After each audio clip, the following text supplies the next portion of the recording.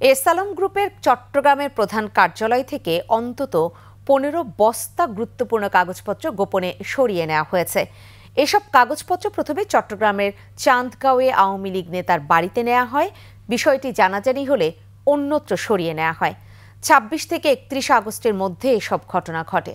চট্টগ্রাম প্রতিনিধি হাসান ফেরদৌসের তথ্য ছবিতে ডেস্ক রিপোর্ট।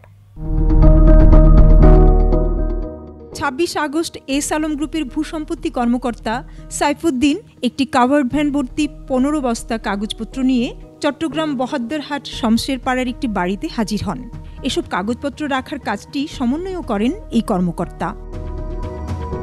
এসব কাগজপত্র যে ভবনটিতে রাখা হয় সেটি সাইফুদ্দিনের ভগ্নিপতি স্ট্যাম্প ভেন্ডর ইসমাইলের বলে জানিয়েছে স্থানীয়রা।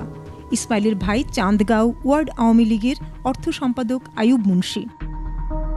আইয়ুব মুন্সির মাধ্যমেই এসালমের জমি কেনা বেচার কাজ করতেন সাইফুদ্দিন। তার সাথে স্থানীয় বিএনপি নেতাদের সখ্যতা থাকায় নিরাপদ স্থান হিসেবে ওই বাড়িতে এসব কাগজপত্র সরিয়ে নেন Saifuddin.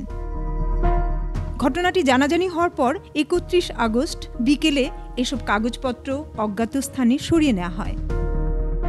Banushree Dolly, desk report, 21 television.